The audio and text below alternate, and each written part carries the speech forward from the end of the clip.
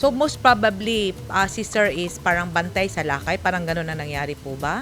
May ano po, may chance na gano'n. Mao kini ang mga pangutana sa mga katauhan dinhi sa Zamboanga City human naburuka ang usa ka police master sergeant nga team leader sa anti-illegal drugs unit nga nakuhaan og mga gisuspitsahang shabu sa iyahang bag ug doon na pay giluklok sa iyahang medyas samtang anaa sa sulod sa Zamboanga City Police Office kagahapon. Sa follow-up operations sa kapulisan ug Philippine Drug Enforcement Agency kun PDEA nadakpan usab ang tulo ka mga civilian assets ni Master Sergeant Dimaisip. Sumala ni Zamboanga City Police Director Colonel Alexander Lorenzo, iyang giimbitahan si Sergeant Marlon Dimaisip sa iyahang buhatan tungod kay dunay nagreklamo nga nahilambigit kini sa kasong pagpanglugos. Tuod man miadto si Dimaisip sa iyang buhatan og gipanghimakak ang iyang kalambigitan sa kasong pagpanglugos. Apan gimanduan kini nga hukason ang iyahang uniform og itunol sa kapulisan ang iyahang bag og gipahukas usab ang iyahang sapatos. Sulod sa buhatan ni Colonel Lorenzo, gibungkag ang bag ni Master Sergeant Dimaisip og didto nakita ang pake-paketing shabu og doon na pay giluklok sa iyahang medyas.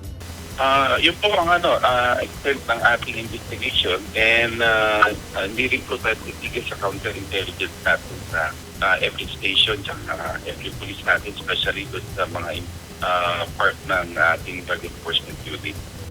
Gikasa usab ang usa ka follow-up operations kagahapon o gibisita ang lugar nga tambayanan ni Dimaisip og didto nakaplagan sa kapulisan ang pake-paketing shabu nga mobalor og kapin sa 102,000 pesos og mga pusil nga walay lisensya. Gawas ni ana nadakpan usab ang tulo ka mga civilian assets ni Dimaisip nga giilang sila si Dexter Herrera, Jonathan Espina og Rodel Julian. Sumala sa kapulisan kagahapon lang gi-turn over ni Dimaisip ang iyahang mga dinakpan sa iyahang bypass operations. Dugang pa ni Colonel Lorenzo, dugay na nga ilang gipanid-an ang aktibidad ni Dimaisip. Gisuta usab sa kapulisan kung ang mga pusil nga nakuha gikan kang Master Sergeant Dimaisip nagamit ba sa mga kasong pagpamatay dinhi sa syudad.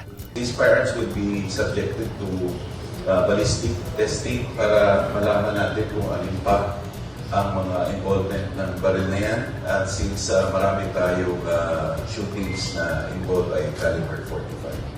Nailhan si Dimaisip nga kanunay mangulo sa mga bypass operations. Nasayran sa Newsline nga 25 katuig na si Dimaisip sa serbisyo. Gibalhog na karon sa prisuhan si Dimaisip o gipasaka na ang kaso nga paghupot og illegal nga droga ug mga armas batok kaniya og sa iyahang mga assets. Gikan sa Asia's Latin City, Ciudad de Zamboanga, June Tubilag, Newsline Philippines. Stay safe,